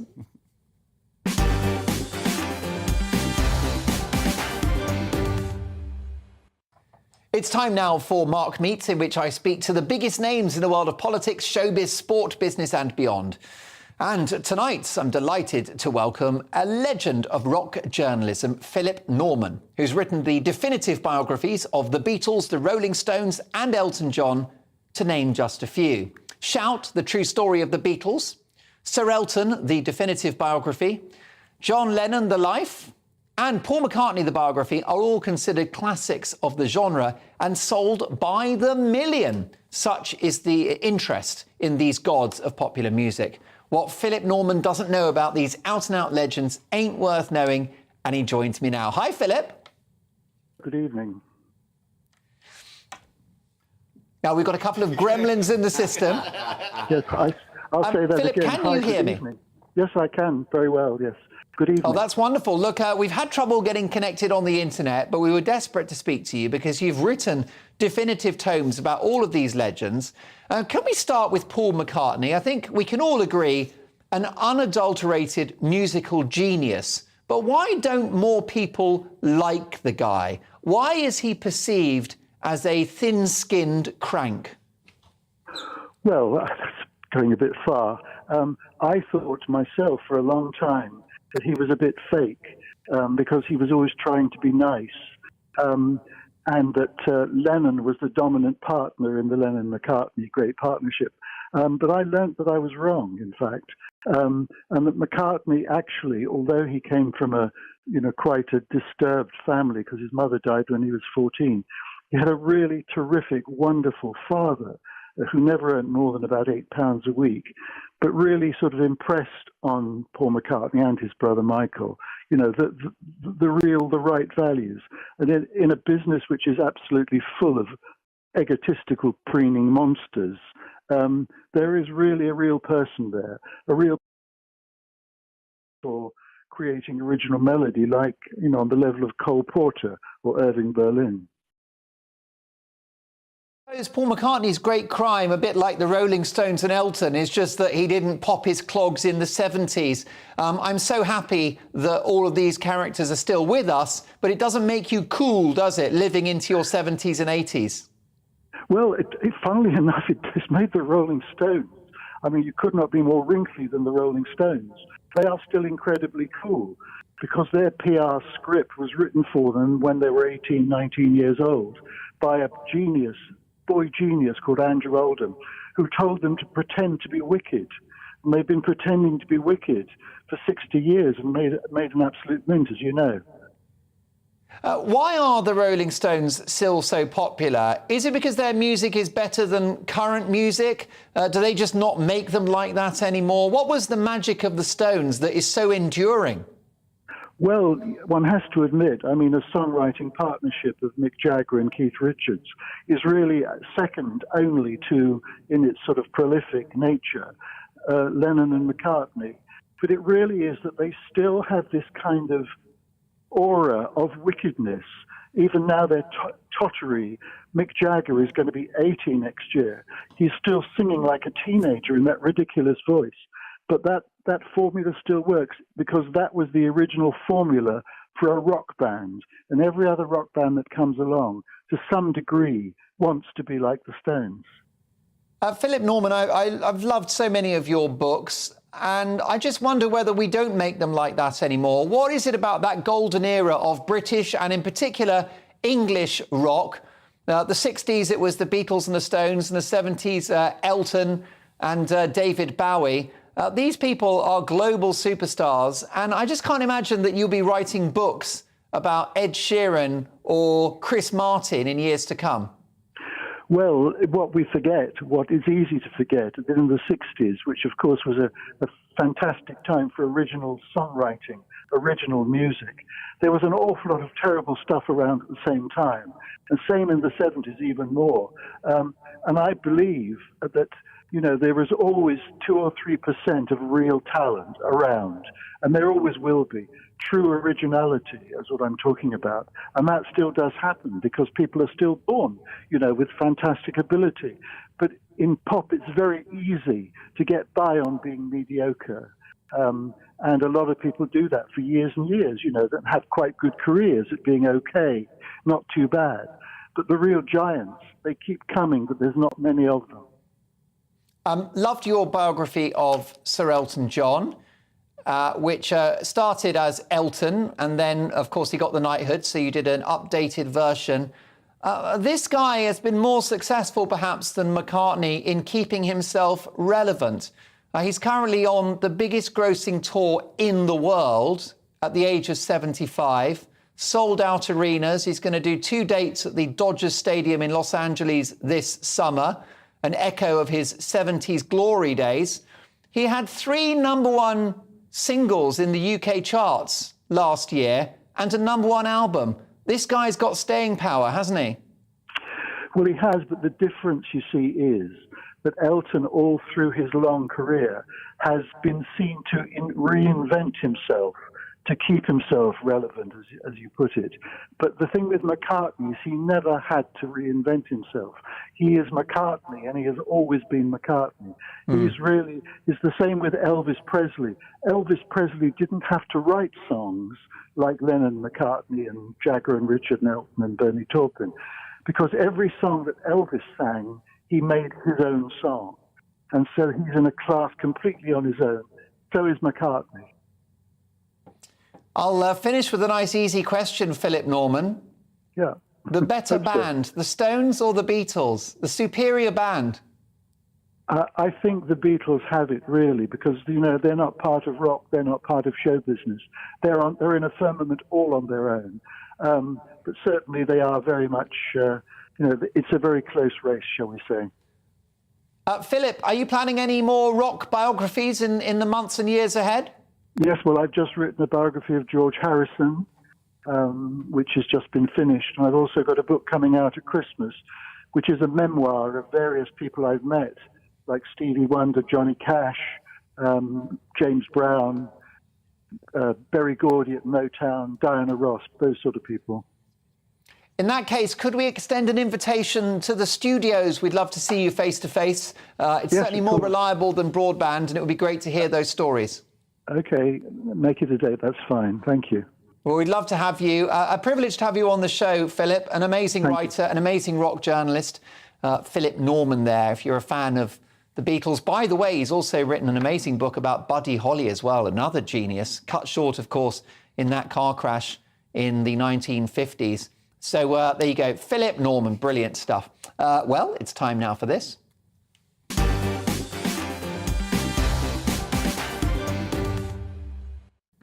We're bang on time. It's exactly 10:30 and an opportunity to look at tomorrow's front pages. But I haven't got them yet. Oh, no. But I tell you what, Faye, just chuck them on the screen and let's improv. This is live telly, folks. Minister sacked in new Tory sleaze row. That's the Daily Telegraph. A very explosive story there about a front-ranking Tory politician who's lost his job allegedly in relation to his behaviour over the last few days at Tory party conference. We don't have the details. We've got a lawyer in the house who says, don't talk about it.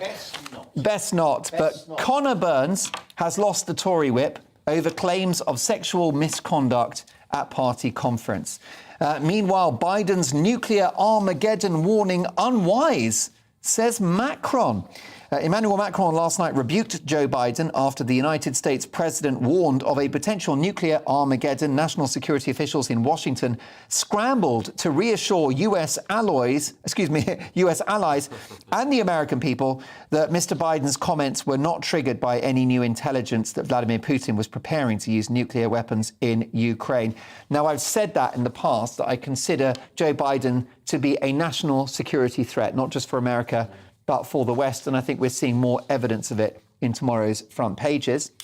Foreign aid spending targeted for new cuts. Britain's foreign aid budget is being targeted for fresh cuts as part of Liz Truss's push to find savings across Whitehall. Rishi Sunak, the former Chancellor, cut foreign aid spending to 0.5% of GDP as part of his plan to bring down debt, but he vowed to return spending to 0.7% by 2024. However, the Telegraph understand that officials are now expecting that increase to be pushed back, possibly to as late as 2027. The move would create savings of as much as £5 billion a year. Maybe we can afford those tax cuts after all. Let's have a look now at the Times. Parents get cash payout in childcare reform plan. Liz Truss is drawing up plans to overhaul the convoluted subsidised childcare system that could hand money directly to families instead. Under a system of childcare budgets, parents could pass on grants to grandparents who are helping to look after toddlers and young children. Changes to childcare are among the key reforms the Prime Minister wants to announce in the coming weeks as part of her drive for economic growth. I've got to say, that sounds like common sense policy to me, but I'll get the views of my panel shortly. How about this in The Guardian? Minister sacked for serious misconduct. Conor Burns has been sacked from the government following an allegation of serious misconduct relating to his behaviour at this week's party conference, a scandal that Liz Truss does not need right now. And the World Cup, the shameful day that modern football sold its soul. There, photograph of Sepp Blatter. And it was in one sitting that he awarded the World Cup to both Qatar and Russia. And for that, history will not judge him kindly. OK, let's have a look. Faye, have you got The Independent for me? OK, let's go straight to The Express if we can. We'll get back to The Independent. It is still going, don't worry. Haven't just cancelled them. We love The Express. It's always a cracking read. Lots of my friends write for it, Jerry, like Dawn Neeson. Oh, for heaven's sake. Anne Widdecombe. My friends do. But, I mean, you know. Listen, you just talked yourself out of a column there, Jerry. Number 10, hit by row over Brexit freedoms. A cabinet rift has been sparked by Suella Braverman's vow to deliver on Brexit promises by slashing immigration, tying in with our discussion earlier. Do the Daily Mail, because this is a cracking Well, we'll go straight to the Mail now. Because it's rubbish. Beat diabetes with NHS diet, which Jerry's not having. We'll find out why shortly. A soup and shakes diet that can reverse type 2 diabetes is to be offered on the NHS. The national rollout of the regime, which cuts food intake to 850 calories a day, could see 500 patients beat the condition every week. The aim is to begin prescribing it as early as next year. And results from around 2,000 patients show that it helped them to lose an average of more than 2 stone. We'll get to more of that. War. The minister is gone, and they're doing a diabetes. We're on the shakes. Ugly truth behind Beckham's £150 million Qatar deal is another story in the Mail. Wow. OK, Faye, where would you like to go now? OK, let's go to the I newspaper. Truss locked in cabinet battle over energy crisis. Liz Truss is caught in a deepening row with key ally Jacob Rees-Mogg over the UK's plans to prevent energy blackouts after the pair had fraught disagreements. Business Secretary is unhappy at the PM's refusal to launch a government advice campaign on how to save energy amid warnings of rolling power cuts caused by shortages this winter. This new policy battle undermines Truss's bid to steady her month-old premiership following a Tory conference marred by public infighting between senior members of the cabinet. OK, and next.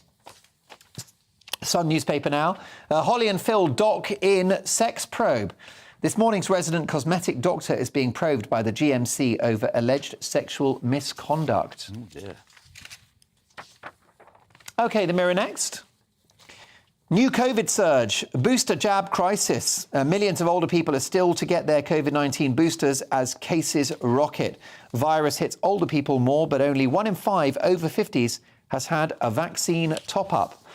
The Daily Star. Oh, we got The Independent now. It's on. Thank you very much. And The Independent lead with Tory minister sacked in fresh sleaze scandal. A government minister was sacked yesterday after allegations of inappropriate behaviour at the Tory party conference. That is Conor Burns, a trade minister.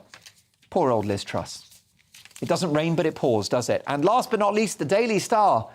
Panicked Brits rush to stockpile candles over blackout fears. 4 candles, asked the Star. That's good. Wow. Candles, sales Toilets. have soared in the past week as panic buyers tried to head off blackouts. No news yet on fork handle purchases. Of course, calling back there to a genius comedy sketch by the 2 Ronnies. And those are your headlines. We've got another great double act here, Jerry Hayes and Limbit Topic. And sandwiched in between, the voice of common sense and reason, Innes Diaki. Hey. Well, look, where do we start? Look, there's not too much we can say legally in regards to a Tory MP, Innes, that's lost the whip, so he's no longer a serving Conservative MP because of allegations of his behaviour during party conference. So we won't go into details. No. He may well deny those allegations, but this is a scandal the Prime Minister does not need. Yes, I agree. It's like, at these times, what we're going through, this is the last thing that we need, right? We can't speak about it in details because it's... Well, we don't know, do we? Exactly. We don't know. So I think... Yeah, that's the last thing that we really need with what we're going through. But so do you know, I think people care more about their mortgages going up. Of course. I think they care more about having to pay for their gas bills. Yes. If a member of Parliament and a minister has behaved disgracefully, well, it's sad, but it doesn't affect their life. There's bigger things to think about. And setting Conor Burns aside... Yes. It does beg the question, why can't politicians behave themselves? Oh, No, it doesn't help. Absolutely Unacceptable. Keep it zipped up. Don't get too drunk. This is a cheeky question. Right. Oh. Right. OK, so... By the way, you were an angel in the Commons, and you were the victim of a terrible miscarriage of justice when it came to the expenses thing. Because it was the Commons authorities told every MP, have as many expenses as you want. They encouraged it. They encouraged it. That's right. They said, we can't give you a pay rise because the public won't have it, so you just expense away. His best friend, Margaret Thatcher, introduced the expenses system as secret salary. And then the whole of the system got pariahed, and politicians got pariahed because of it. But bringing it to the present day, what are we doing by saying that we cannot have people who have colourful personal lives? I declare an interest on this one. But the fact is... You're such a cheeky girl, do you know? Cheeky? Yeah, cheeky. No, but have you got that song? We can just play it. Well, no, of course. Have you been linked to any famous pop stars recently, Jerry? Actually, years ago, I was accused of having sex with some actress, and I can't remember her name, but it wasn't me, sadly. I mean, yeah. Judi Dench? No, Judi Dench. Anne Widdecombe? No, I can't remember. I shared a bed with Britt Eklund, actually. What? But not at the same time. I gave her my bed in the jungle. Oh, she did the jungle, didn't I gave her my bed and I slept in a hammock. So it wasn't at the same time. She missed a trick not bunking up with you. But let me get back to the other point. Why can't politicians behave themselves? This is the point. They're normal people. If you I think they're abnormal. Normal. They're exceptional. I think they're a disgrace. No, oh God, maybe you think they get drunk. Maybe. They punch people. They harass. They're hoovering up cocaine in the toilets. MPs are a disgrace. That's actually the journalists. Justify that. Yes, that's the journalists. Is that right? Yes, because they found samples of cocaine in the toilets. They do. Well, why do you think it's a classic trick every 2 years? Right. It's the journalists who do the coke. And here's the point. And who are we talking about here? You want the most motivated people. You want the most motivated people. You want the leaders, the chief stags. If you take the attitude, I'm on a roll here. You can get your response. Mark, can I just say something? Please. So here's the thing, and it's funny to look at these headlines, right? Why do we care about their personal life? Absolutely. Give me law, give me order, solve up the problems, and do Yes. whatever you want. I don't care. Because they're I want public, to say... I tell you why, because they're public figures and they should behave like role models. I agree. They shouldn't be staggering around getting drunk. They shouldn't be feeling up interns and researchers. You don't believe a word of that. To a certain extent. They can't keep it But here's the thing, Mark. I will ignore they're all that. shagging and God knows what else. If there's no crisis, like what's happening right now is way more important than they're doing. I violently agree with my colleagues here. Here's why. If we took your sanctimonious attitude, then we would have lost World War II, because there's no way that Winston Churchill could have been the Prime Minister, because he liked, he liked the shagging, though, was he? He liked the sauce. He said that they shouldn't be drinking. I haven't finished yet. Go on then. What about JFK? He certainly was. He was no stranger to women. That's true. You can get rid of all of those people. Some of the greatest names, the people we admire, but we don't like it. David Lloyd George, another one. all of these people would be pariahed by Churchill was drunk all day. Well, he said that alcohol gave him a mouthwash, he said. and so all of those people out the window by the sanctimonious and I think self-righteous and hypocritical, as you might suggest, attitude of the media. But aren't they letting their leader down at a time of national crisis? Don't you think that these people? Oh no, should she's just be doing at very well on conference? her own. She really is. She's gifted. Well, I think letting everybody I think you're down. not having this now. By the way, Ines, can we talk about World War III? Because it seems to be on its way. Biden's nuclear Armageddon warnings are unwise, says Macron. The French president concerned that the White House are talking up a hot war. Well, I don't know, Mark. I didn't hear about this before. But I think we are really heading towards scary times. You know, you've got the war in Russia and Ukraine. You've got this. You know what? I'm really interested. Can you open the headlines and find something positive right now? Do you think this is kind of beneficial to the people that's reading the paper? Well, I think you raise a good point. It is scary. Yeah, when because you open, it's all all I kind of try to avoid it myself. Yeah. You know? I have one for you. Parents' times. Parents get cash. I like that. There we are. There you go. Don't we like that? Jerry, God bless you. I like that. Let's talk about that story in the Times. Parents to get cash payout in childcare reform plan. What they'll do is they'll give families a budget, a grant, and say, here's the money, spend it how you like. And maybe you can give grandma the money and she looks after the kids. Yes. I think that's fair enough. Yeah. Do you have children? I don't. You don't, but I guess it would be an attractive thing if you did. Of course, of course. And I think this is helpful. By the way, you know who's going to look after the kids when you have kids, don't you? Yeah. Uncle Lembit. There you go. Oh, no. He's on a register. He's on a register. You give me the child allowance, I'll do it. OK, perfect. No drinking, though. No drinking, no drinking. What's got for kids? But it does seem, doesn't it, like, I mean, obviously it's this, you know, this has come out of Number 10 and it's designed to be a good news story for the government. It's all. But don't you think this, you know, is a good direction of travel, Jerry, to put money in people's hands and let them decide how it's spent? Yes, but this is an interesting sort of stuff from Number 10. You can see where it's going. Right. There were. Truss was urged by Tory MPs and energy bosses to launch a public information campaign to help reduce their energy bills. But actually, Rees-Mogg, you know, let's go back to the 1890s.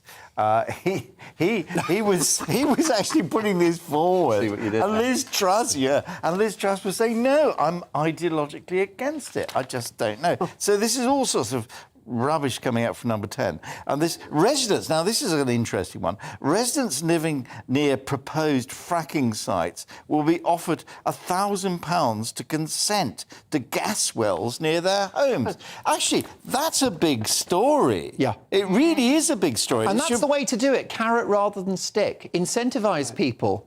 Let's get down to brass tacks here. The reason that this may be a good news story, but the reason why we need these good news stories is because of the idiotic, balmy, have I mentioned this before, belief that there's a climate crisis. Yeah. That's what's causing the cost of living crisis. I mean, that's the view of most scientists, isn't it? No, There is that's not true. That's fake news. Yes, there is. 8%.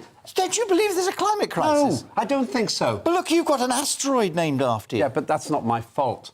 Oh, well, that was your grandfather. That's my grandfather. Yeah. And that one's not coming to hit us. That would be Oh, you more don't than know, just do a you? climate crisis. I do know that one, but we will get hit by an asteroid at some point. Now, that's very bad news. But the climate change is not bad news. And yet... It is bad news. Oh, no, it's not. Yes, Where are we it going is. with this? Yeah. God, it's not. Because of something, let's, for example, say logarithmic decay. What it means is that CO2 cannot be wrecking the climate. I'm saying that. You say that there's a consensus. It's utter bilge. It's scientific bilge. So the ice caps are melting. Why are they melting? No, the Antarctic is actually gaining ice. Did you know that? Did you know that the population of polar bears is at a record level since around 1962?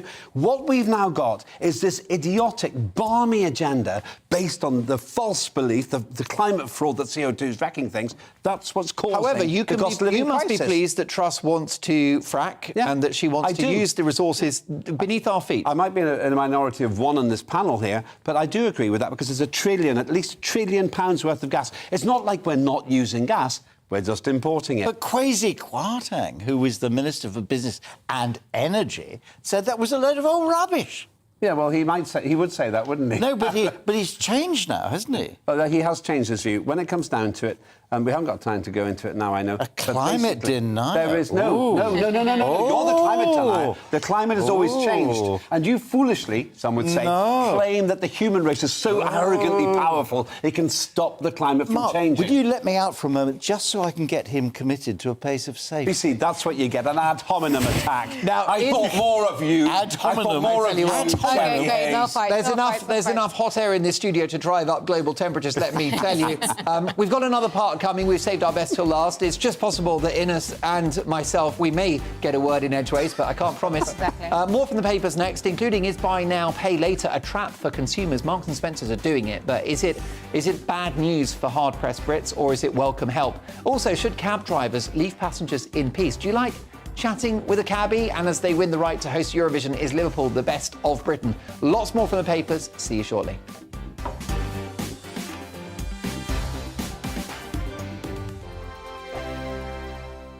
Weekday afternoons on GB News, we've got the whole of the UK covered. From 12 to 3, it's GB News Day with me, Mark Longhurst. And me, Gloria Di Piero. You'll get the very latest on everything that's been going on across our great nation. And from 3 till 6, watch out for GB News Live with me, Patrick Christys. I'm not here to mess around. With all the biggest topics and guests, you will always be up to date. GB News Day and GB News Live from 12 p.m. Only on GB News. The People's Channel, Britain's news channel.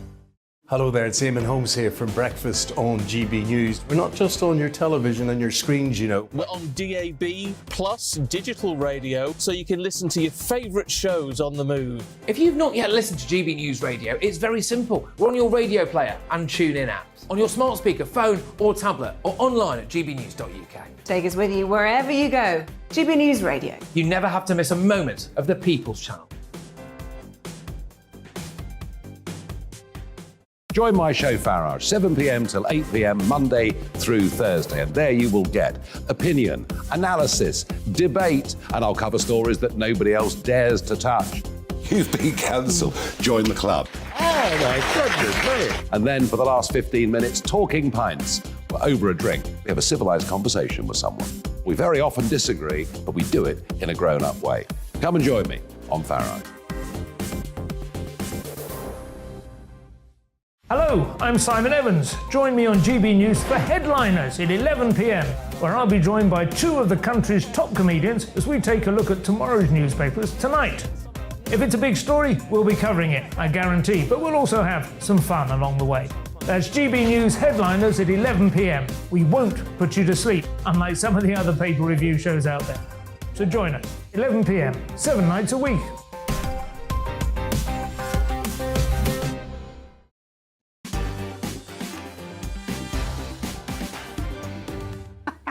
So we were talking about pubs earlier, in praise of pubs, and I just said, tell me about your local. Well, this is lovely from Sonia, who said, Mark, the Bear Inn at Burwash in East Sussex has a gorgeous garden, amazing views. Pub interior is not the nicest, but it's a lovely place to sit outside in the summer with a cold drink, especially after a long walk. The Rose and Crown opposite is nicer inside. The Brewer's Arms is also a nice little pub. Lots of lovely countryside to walk in the area too. Look at that. So, well, look, Sonia, thank you. We love our pubs, don't we? I think we'll do a pub special very soon. In fact, I want to do this show from a Wetherspoons, and we're going to put that together and make it happen very soon. And in fact, maybe we should do it from your local. How about a pub crawl for Mark Dolan tonight? I'll drink to that. I'll take these two with me. Oh, yes. Oh, well be there. Ines can keep order. Ines, you're the designated driver. Yes, you would, because you do, right? Still reacting to the big stories of the day, top criminal barrister and former Conservative MP, an ex-Lib Dem MP, and a best-selling author. So Enes Deaki and Lembit Opik, and, of course, Jerry Hayes. Now, let's have a look at Marks & Spencer, who have launched a new initiative to allow Sparks users to apply for a new digital credit account and borrow up to £500 for purchases. Sparks Pay has been launched with M&S Bank and will be rolled out as a phased launch across M&S.com and the M&S app. But the question is buy now, pay later a trap for consumers or welcome help during a cost of living crisis? Enes, what do you think about this? Should companies like M&S allow you to buy now, pay later? Personally, Mark, I won't buy something that I can't afford. Yeah. If I don't have the money for it, then why would I go to Marks and Spencer's and buy it? What's the plan? You're going to put more pressure for me to pay that later with interest. And what's the interest rate? Exactly. You look at some of the cards, even when money was cheap, and it's not cheap anymore, 28%. Exactly. You see on store cards, don't you? Yeah, that's a crisis. That's not right. No, you have to worry. Where possible, as you say, just live within your means. However, if people are desperate for groceries from Marks and Spencer's, from the food department, perhaps that's more understandable. Well, let's pick up on a story we've been trailing for a little while. In San Francisco, a futuristic pilot is taking place, fully driverless robo-taxis. And that's for people going out to nightclubs at night. But the question is, would you miss that chat with a taxi driver? It raises the etiquette question. Should cabbies leave passengers in peace, or do we enjoy a natter with the person driving us? It should be the client's choice. I have no objection with the driver saying, oh, it's cold outside, or, oh, I can't believe they put road humps here. As long as you don't have to say, please, driver, shut up. As long as you go, well, OK, and then it's obvious whether you speak with them or not. That's absolutely fine. I haven't got time to tell you a very funny story from the late Charles Kennedy about all of this, but... Could you give us a adumbrated version? In a paragraph. Short version was... Legendary former leader of the Lib Dems. I've got a train to catch tomorrow. A great... He was a great guy, Charles Kennedy. A lovely man. And as an exercise in humility, he could see that the taxi driver was looking at him all the way to Heathrow Airport. And eventually, in the spur road into Heathrow, the taxi driver said, you've got to give me a clue, mate. He said, I'm Charles Kennedy. I'm the leader of the third party in Britain. We hope to be the government next time. To which the taxi driver went, which terminal, sir? Oh, which was wonderful. Awkward. But that was... I think Uber experimented with a setting in which you could say, I don't want to talk to the driver. Perfect. Is that rude? That's perfect. But you don't need a setting in a cab. If you want to talk to someone, you talk to them. I like to talk to cabbies. Ines? Yeah, personally, I came here like 10 years ago, as I said.